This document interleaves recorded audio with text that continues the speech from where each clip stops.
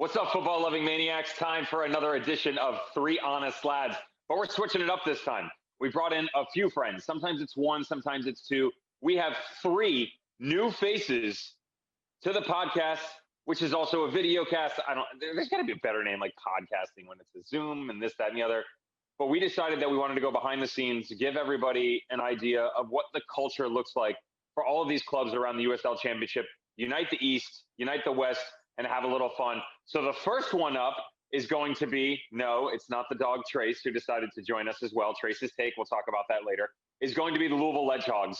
And we're going to give you the backstory for sure, but I thought we would intro to the gentlemen that were kind enough to join us, Todd Lanham and Matt Kamer. Are we there? Boys, how we doing? We're here. Great. Just football-loving maniacs ready to party. Oh, boy. What, do we have a couple libations to make sure that you're able to assist the process in that, or? Wouldn't be Louisville if we didn't have bourbon, would it? Good man. Any specific thing we're sipping on, or is that we don't want to give out an inappropriate sponsorship, so we're keeping that quiet? Oh, I'm happy to. It's what do you have there? Oh, okay, that's a good choice. I've got a Four Roses. Boys, here, let's switch this up a little bit. I'm gonna go. Official drink of Louisville City, right? Four Roses. There you go. Yeah. You boys ever sip on any of this? I've not had that one. I've seen it. Yellowstone. Is that a single barrel? Delightful. That's Lebanon. Delightful is a single barrel. Yeah, they call it the Bear Trap Front 9. It's one of their special editions. They do like this hand picked, but it's nice. Higher proof, 109. I kind of like the higher proofs a little bit more. And I figured I would join you all. But before we get into all this, I think we need to introduce, again, the third person who has actually been on before, but it is a new face. Ladies and gentlemen, without further ado, John Darth Sidious, Darth Vader Hackworth. Yes, I am of the Sith variety. Ask me a question about Louisville City. Who are we trying to sign? You strangely look like Mike Watts. Just saying. Hey, all right, here we go. Wow, Hack is going to be so offended by that, and Devin doesn't care at all. Don't give Danny Cruz is going to be like, wait, I'm the one who has the hoodie and the. Yeah, he still shops in the kids section though. That's the difference. His hoodies are like $5. Oh, come on, man. Can I ask with the Four Roses? Is that a sponsor anymore for Louisville? I'm pretty sure they aren't in the TV broadcast anymore. We might be out the Four Roses game. Now that is a logo I can get behind. Yeah, they just did the single barrel pick. And I know they've got the bar in the stadium and the practice jerseys sponsorship too. They're still in. My bad. I don't know about the broadcast though. See, that's very telling. Devin, no one listens to us. They don't watch. No one listens to us. They're busy being, as we all know, ledgehogs. They don't have time for us. They're smart. They're burrowing. They're eating. They're drinking. They're doing everything that we strive to do, but we don't. You know what I mean? So exactly. Let's talk about that. By the way, so the idea of football-loving maniacs behind this segment is to allow people to get a glimpse behind the Iron Curtain with every single club. And we're going to talk to as many as possible within the USL Championship. As mentioned, Mike and I are trying to find a way to talk about the East and the West, give everybody an idea of what's going on in separate conferences, and make this one big happy family, whether you like it or not. We're starting with the Louisville Ledgehogs. And with Todd, Matt, it basically started like this. We were on a conference call with John Hackworth, and the Twitter account for the Ledgehogs came up in conversation because the content was so fantastic. And if you haven't had an opportunity, go follow them on Twitter. They're fantastic. There's good banter. There's some fun puns, great quality quotes. Whoever's running that thing, which we'll get to, kudos. But basically, John Hackworth brought it up and said, who the hell are the Louisville Ledgehogs? That got brought up on the broadcast. Ergo, we had to find out who it was. We did a little bit of digging. We ended up here. So let's just start with that. Todd, I'll start with you. Can you just kind of give us an idea, where does the name come from first and foremost?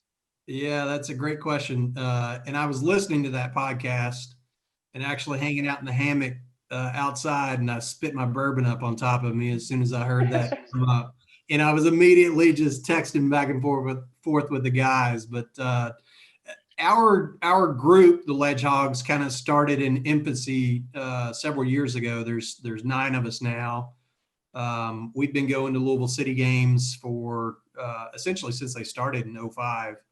And when we moved into the new stadium, we ended up setting everybody up in a couple of ledge tables on the ledge there at the concourse, wanting to be able to have a spot where we could hang out and, everybody could still talk, and it could be, an environment where we could make it our own and still be able to have fun with one another. And luckily, we just so happen to have a marketing and advertising guru in our group down there for me. Yeah, we deal with that. I know. Where are you in the Brady Bunch window? I mean, that all depends. And we were kicking around the idea of we got to come up with some kind of fun name, logo. We got to make this a tradition because we're not going anywhere and we're going to have fun for a long time. So I'll let Matt kind of take over the creative response from there. Well, creative and marketing, that's what I do for a living. But this was really just a function of, we really like the space in the stadium where we are. It's a cool place that you still get to be social, which is kind of the key for our group. So we just kind of took that as the jumping off point, because it is the ledge table. So just played with different types of names and how could we combine something to be fun and creative, give a little bit of the spirit of Butchertown in there with the history of where the stadium is, and meat processing is part of that culture. So we just made up our own word. So now we're going to trademark it. That's the next thing to do. Like any good marketing man would. Matt, and also the drink is very Mad Men-esque, I suppose. But yeah. Matt, try and describe what it was like at Slugger versus what it's like now at the new stadium from a supporter's perspective. I don't just mean it's obviously a nicer venue. I've said that on many a hot mic. I don't think we need to dig all the way through all that, but and I wasn't the only one, I might add. But Matt, try and walk me through making that move over and trying to keep this group of fans together, and what you would have named that group if you're still at Slugger another 5 years. Oh, if we were still at Slugger, I don't know. It was the Turf Monsters. Yeah, the Turf Monsters. That'd be pretty good. Turf Toe. I didn't say it this time. I didn't say that. I did not say that. No, the angles were just not right, and the vibe wasn't. I mean, it was awesome because we had great seasons there, obviously, but it just didn't feel like soccer. And I'm a baseball fan too. I love going to the Bats games. I was sorry they didn't get to have a season this year, but that's an old school baseball stadium in the tradition of Camden Yards. And kind of those jewel box ballparks that were built in the 90s. And those were great for that design, but just not right for the soccer club. So it just felt right. When you stepped into that stadium, it felt like you were in the right spot for the culture, for the people that are, supporters and followers. It just seemed to be home right away. I've got a 2-part question, and either one of you can jump in here. Maybe we just start with Todd so we go back and forth. Going back to Slugger, did you guys always sit in the same place every single season? And if not, did you have a favorite spot? So we did sit in the same place in the old Slugger. We were actually in a suite together. And that sucks. We did it because the pricing made sense, and we had a bunch of guys to split it with, and it was a way to bring our kids and our family to the games and be able to congregate with one another. Needless to say, we got priced out of the suite in the new stadium.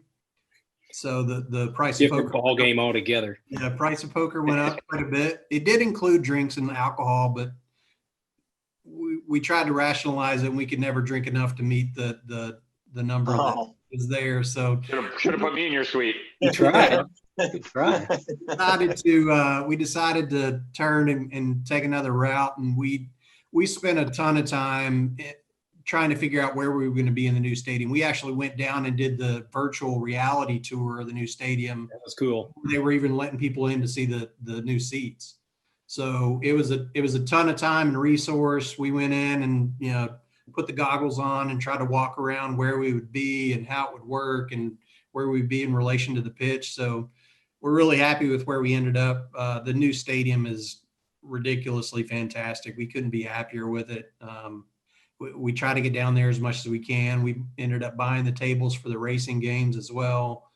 We're not going anywhere for a long time. So our footprint's there. The Ledgehogs are there, and we plan to stick around there for a long time. We're going to try to, put some stickers or some other branding on the pole and the gates and the railings around us and see if they leave them up for us. We'll see. Devin, put in a good word with Brad. Come on. Estes can help. Guys, we how need a name long for it it. takes to get back. You need at least one purple sport coat to make those decisions at that level. And I don't know if you guys have that, but Brad does. Guys, when I first started calling Lou City games, I heard there's the Coopers and there's the Groove Machine and there's all these different supporters groups. At one point, it was just described to me simply as the Purple family was maybe an easier way to just involve everybody without leaving other people out. When you guys try and put that into context, the growth of that Purple family over 5 years, put day one when you guys first buy tickets to where you are now in terms of like how well you know everybody. Like I'm sure the community aspect is 0 to 100 by now. It's been ridiculous. I mean, walking in, I was a kid from Central Kentucky that grew up and soccer was a word I couldn't even spell. I mean, it was non-existent. I'm not a fan. I don't know what's going on. This game's ridiculous. And much like everybody else, my kids start playing sports, and the first sport the kids pick up is soccer. And if I'm going to be there at the fields, I'm going to be coaching and I'm going to be involved in the game. And the love for me has grown since my kids were little. My oldest is now 15 and she started in first grade. And it's my favorite sport to follow now. The passion, and I think that the fanhood is part of what makes it so interesting for me. And in the old stadium, when you first got there, the Coopers were set up and Scouse's house was set up. And it was one of the big reasons that you went to the game. I mean, you went to the game to be part of the action. It was different than what Louisville had seen in the past. Well, and go ahead, Matt. Yeah. I mean, when it started, it was a novelty because it was our city's first, pro team. So in a while, of course, you go back to the ABA and the Colonels and all that, but for a lot of folks of a certain generation, it was Louisville's first pro team. So it was a novelty at first, and people would just go to check it out. But once you did and you experienced that environment of the constant entertainment, the Coopers doing their thing, it gets you hooked. And then the fact that our players, fortunately, we've been able to enjoy success and the players stay and come back. And you get to follow the players and know who they are and, support them for that. And if you look at the success of this club versus, I referenced it before, the Louisville Bats. And, I hate to say it, but their players turn over so much, you never get to know the team. And I think that's been part of the great success here too, is you really get to know the team, and then the passion only gets deeper. And the new stadium's just amplified that. I mean, the fact that, we have people come by the tables and talk to us and, talk about Twitter, and they talk about you guys, and they talk about, I mean, it really has gelled that crazy group of different, supporters that you mentioned initially into one big family. So you have perspective of where everyone is when you're sitting in the stadium, where the noise is coming from. And the fact that somebody goes by and grabs a beer and stops by the table and says, hey, and, chats for a while, we're not going anywhere for a long time. It's like I said, it's a fun experience, and it's a game day that you can't recreate in the old stadium. And wait till we get that place full. Yeah. trust me, we've been sitting on the edge of our seat waiting for it. We were supposed to be there for the opening of it in the was a Birmingham game, all the way back in April before the postponement and then cancellation and then restructuring of the season, of course, due to COVID. Todd, you alluded to it earlier, and I'd love to hear both of your responses. So we'll start with Matt, actually. Todd, you talked about the growth and how you knew nothing of it, but then how it's become this culture. And then Matt, you went into it and people stopping by and talking about stuff. And have you noticed, either personally or community-wide, not just the excitement and desire, we'll say, to learn more about the team and be involved? Do you notice that within the actual game itself? And that could be the USL, that could be the sport in the United States, that could be, you notice your community starting to follow globally. I'm just kind of curious, in Louisville, what's it like outside of maybe just your group and just the Louisville team? I think it's a combination of all those things. Everything's kind of gone on that same trajectory where, you had Women's World Cup going on. You had Louisville City winning 2 championships. Then you have a new stadium happening. All these things going in parallel. And then folks of our generation, our kids are playing the sport. So I think, and then MLS is getting bigger and getting more TV packages, and now USL too with the TV packages. So I think all those things go in tandem to really make it exponential in terms of how people are following, talking about it, supporting, and and then for some folks, it's they're learning and getting into it. But all of that has just sort of exploded, in my view. Todd's like, yeah, that pretty much hit the nail on the head. I'm good. Guys, I'm interested, now that you've been around this club long enough, tell me the best moment you've witnessed in person and the worst moment you've witnessed in person at a Lou City game. Well, Todd and I were at both, the championship game, all those tournament runs. Some of them went to extra time. Todd, you remember the one, was it the first championship, maybe the conference final that went down to PKs? The mass purple migration. Yeah. I mean, that Ballard hitting the game-winning penalty. That was by far my favorite moment, was seeing the Coopers jump up in unison and rush to the other end of the field for PKs was something I can't even explain it. I mean, all you saw was a massive purple humanity jump from their seats and running in one direction at one time just to be at the other end of the stadium for the PKs.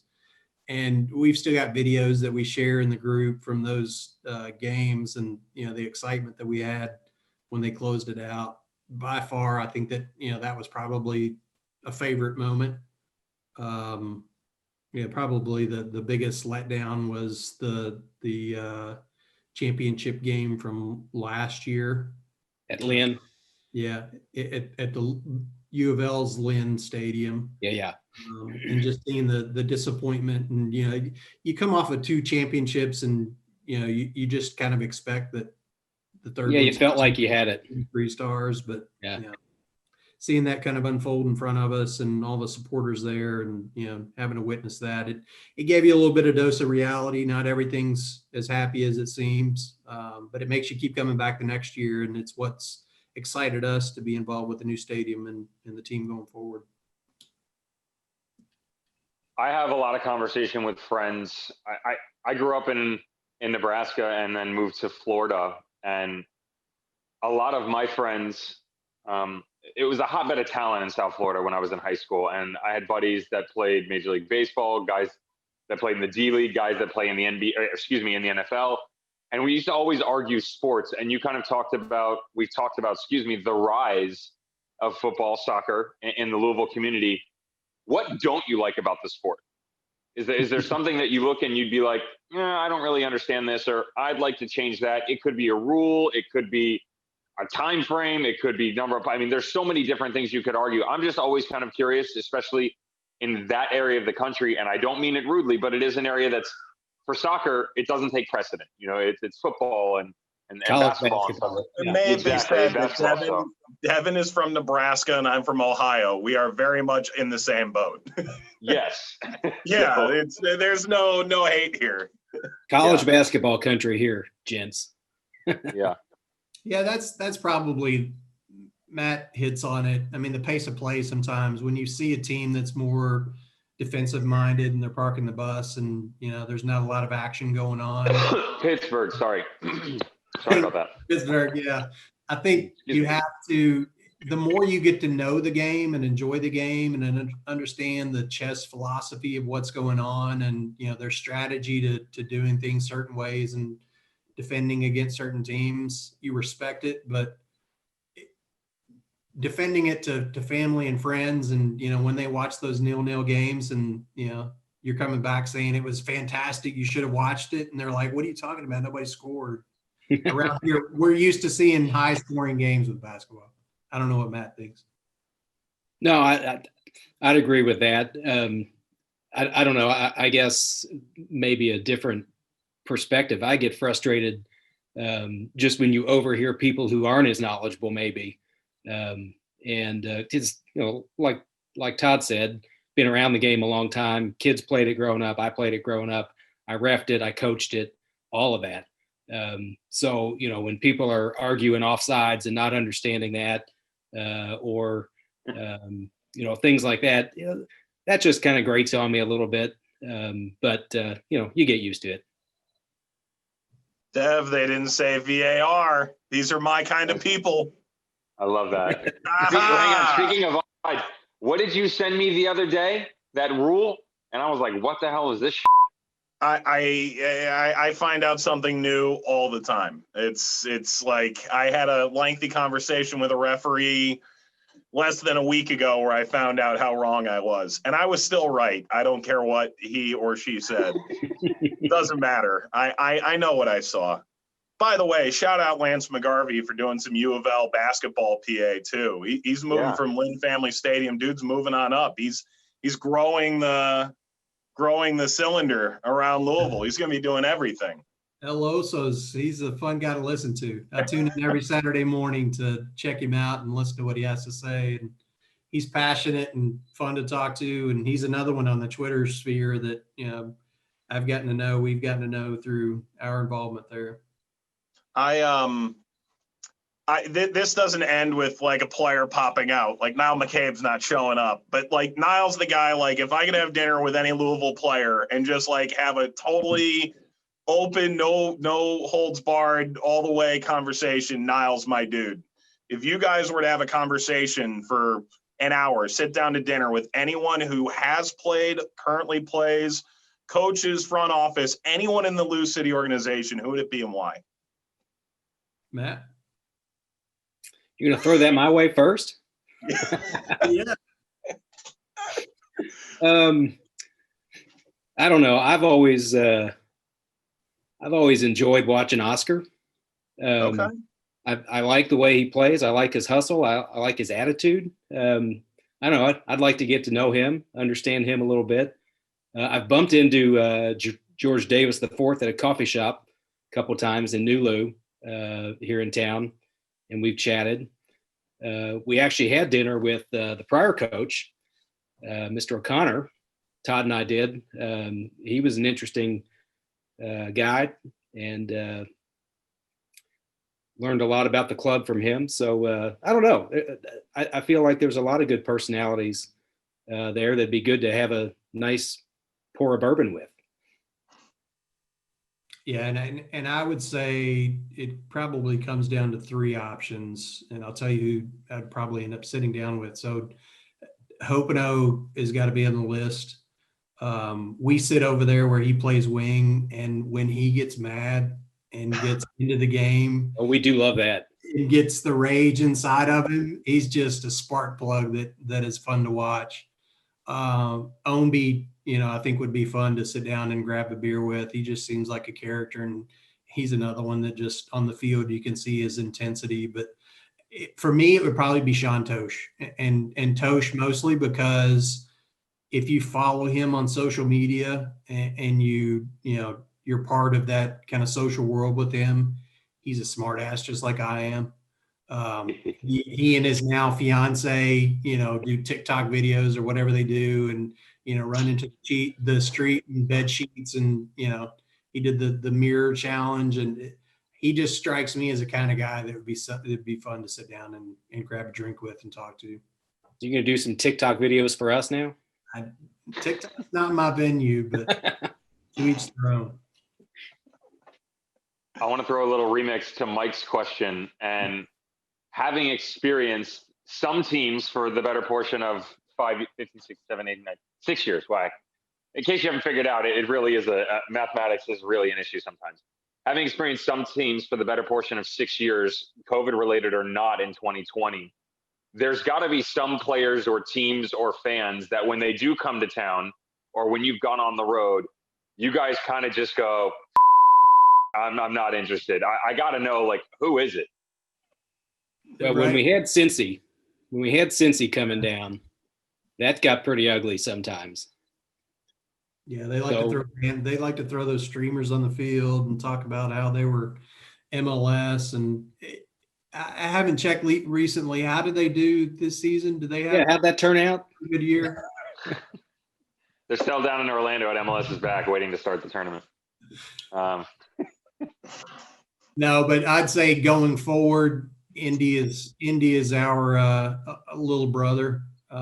Indy has good years and thinks that things are going to go well, and then we come in and smack them in the mouth at the end of the season. And we went up to their place I traveled with the Lou City Dads when we went up there for the Indy game a couple of years ago, and it was over. I mean, people were sulking in their seats, and the game, everybody was ready to jump on the bus and go home. And by the end of the game, I've never been more wet with beer than I have at that game in my life. I mean, people were tossing beers and celebrating and hanging back, and Openo hits that last second prayer, and we go on to win the game. And needless to say, we were passing around the bourbon bottle on the bus on the way home. How many bourbons does it take for you to stop being able to adequately say the full pronunciation of Lipa FC? Like, if you got pulled over by a police officer and he said, I'll let you off if you can say these 6 words in a row. One, that's it? Yeah. Hey, Well, that depends on the bourbon. Too much concentration, I think, before. The Louisville Indianapolis Proximity Association football contest. Get that I'm not even drunk yet. Rolls right off the tongue. I'm curious for the town. We do have the opportunity to come there quite regularly. Thank you for your winning ways, by the way, and bringing us back.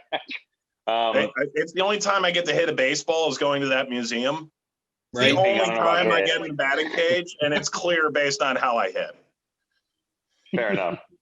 Do you guys have a we've been treated to the steakhouses and stuff. I'm curious, do you have a favorite, and it could be a steakhouse, do you have a favorite restaurant there? Oh my God, you're asking maybe the right person. So Mr. Lanham, among his many talents, also is a bit of a food reviewer for local restaurants. So ask the Louisville guru. He knows them all. Well, ask and you shall receive. So if you're interested in Louisville food, go check out the Lou Guru on Instagram, and that's where you'll find your favorites and out there. But I'll answer your question. You're getting your thing out, and Devin's dog is freaking out. The child is screaming. Like, that's basically Devin saying, like, I'm no longer.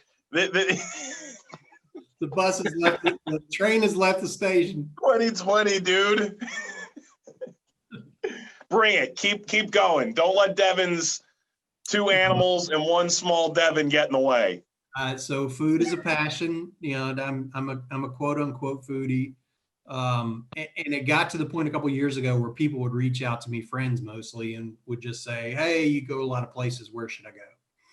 And the thought just kind of crossed my mind. If I'm a person from out of town, who do I trust to talk to about where I should go? And it's locals. I don't want to go to Yelp. I don't want to go to TripAdvisor. I want to hear from a local on where should I go. And that's when the Lou Guru concept came up. And it's a passion of mine. You know, social media is a passion of mine. The Ledgehogs are a passion of mine.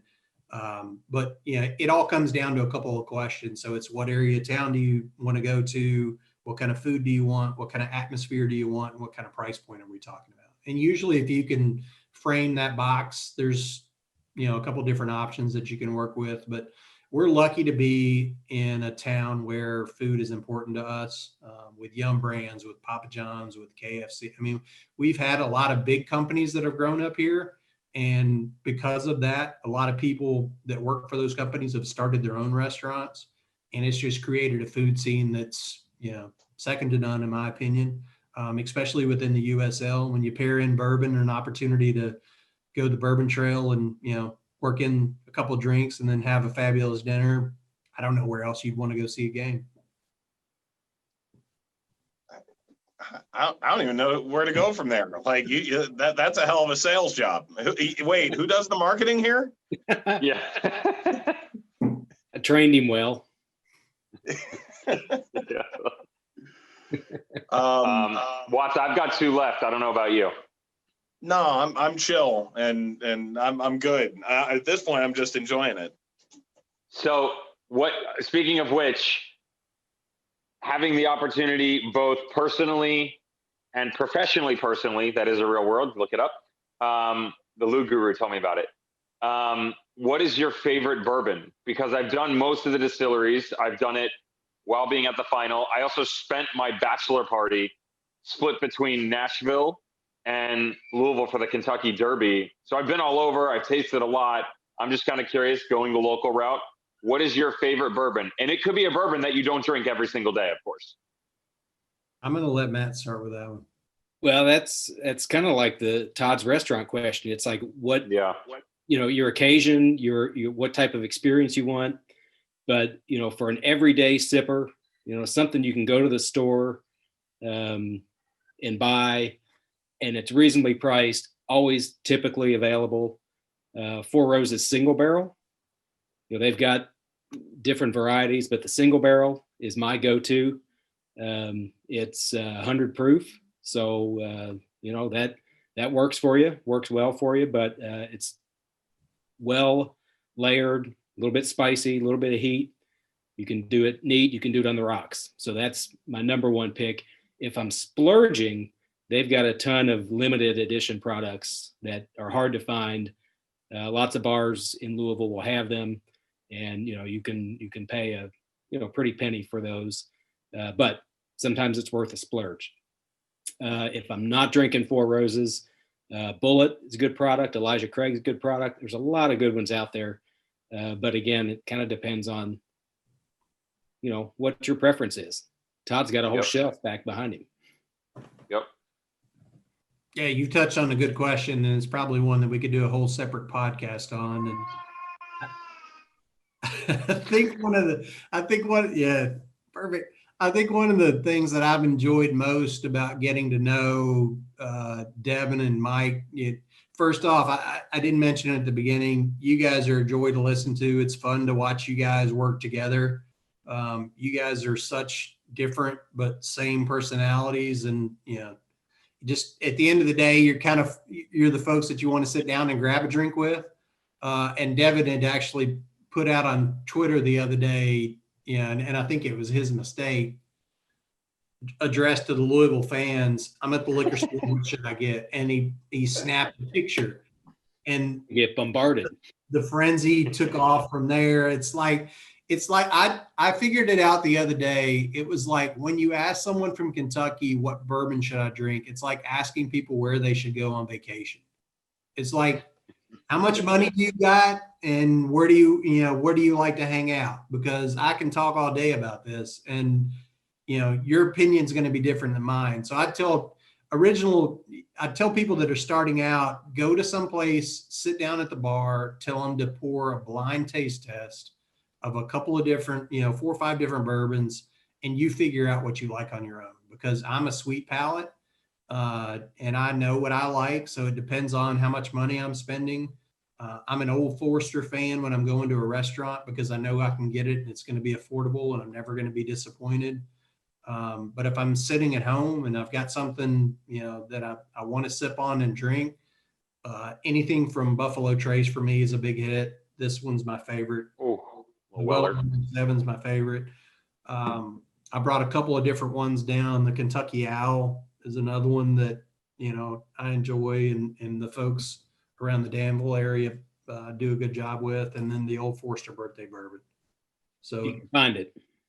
if you can find it. So there's never a shortage of drinks around here, and we're happy to treat you guys next time you're down. I'm Devin pretty number sure, 7. That's, have you ever had that? Devin number 7. It gets you drunk. That's the tagline. I still want to hear the story about the USL championship. It's in the pod, yo. It never happened. All right, here's a deal. As soon as we're done recording, the good stuff comes out. It's just like how bourbon works. Is that how it works? You don't release it to everybody. It goes to a select few. It's allocated. Indeed. I'd like to say this. I know before I ask the final question, because I'd like you guys to have the last say before we get out of here. Number one, I think it's really easy for Mike or I to sit here and say this, but please know from the bottom of our hearts that we truly mean it, that hearing from fans, from players, from people who listen to us once, from people who are obviously well-versed in their community and the team, that the positive feedback or even just feedback in general and the kind words that you were nice enough to give us, it means the world to us. It truly does. It's why we do it. And we're two of those lucky people that I was just talking about it to my mom the other day, that we don't feel like we're going to work. We get to get up and go have fun and tell stories. And if we get an opportunity to meet some fun people and nice food and drink bourbon along the way or other things, we're down for that. That being said, I feel like we've gotten to know both of you and really well over the last 30 minutes or so. And let's encompass that into the Ledgehogs on the way out. Just a statement, from either one of you. If someone said, what are the Ledgehogs about? And you had to basically elevator pitch about family or camaraderie or, experiences at the game. Just each one of you kind of pitch me on what you guys are looking to do and what this group is about. It's a vibe. It's a vibe. Wow. That was the first thing that came to mind whenever you guys were talking about how things started with Hackworth and, kind of when we got pitched out, and it was a vibe. At the end of the day, we're just there to have fun. We're there to hang out with each other. We're there to enjoy the experience. We're there to enjoy Louisville City and the fan base and the team and the coaches. And it's a vibe to us at the end of the day. I mean, we just want to be able to enjoy this, hang out, celebrate when we can celebrate, commiserate together and grab a bourbon when things don't go our way, and enjoy and meet cool people like you guys, throughout that process. So for us, it's a passion and pleasure. We enjoy everything that comes along with Louisville City. We've been blessed with the fact that everybody that's in front office and administration and tickets and everybody that we run into is so cool. And that's not just, BS. You guys see it. You're there. I don't know that there's another fan base where I could jump in and feel like that I'm part of the family, and everybody from top down, from Brad down to Dave Walkovitz, that everybody's there to make sure that you're hanging out and having a good time. And, they don't mind you reaching out to them whenever you've got something going on. So with us, the Ledgehogs a vibe. We hope people jump on and follow us on Twitter. You asked the question earlier. I'm the smart ass that usually throws most of the content out. My wife tells me that I'm an acquired taste, and an acquired taste means that, most of the responses are going to be smart ass responses, and most of it's going to be jokes and humor, and life's too short. We find humor in what we do, and I'm blessed to hang out with a bunch of guys and go to games, and, I salute the USL and whatever comes from the future. Appreciate you guys having us on. Dev, take us out. What he said. Doesn't get better than that. I'm actually, Dev's like, oh, when you go to work, you don't feel like you're working. I am at work right now, and it does feel like I'm working. True story. Because I can't, there's nothing there. Gentlemen, tonight, thank Mike? you. Who are you calling tonight? See, I'm in Tegucigalpa doing Saprissa and Marathon. Oh, there it is. Oh, Live Marathon. on Yep. FS2. And it already happened by the time this came out. Shameless plug, all three of you. Todd, you said it great. Matt, thank you so very much for coming on. Again, an idea of all of the supporters groups around the USL Championship. This is just one of many. They think they're the best. I think Louisville's the best. What do you guys think? We'll see. Gentlemen, thank you so much. Football loving maniacs, we will see you soon. Peace.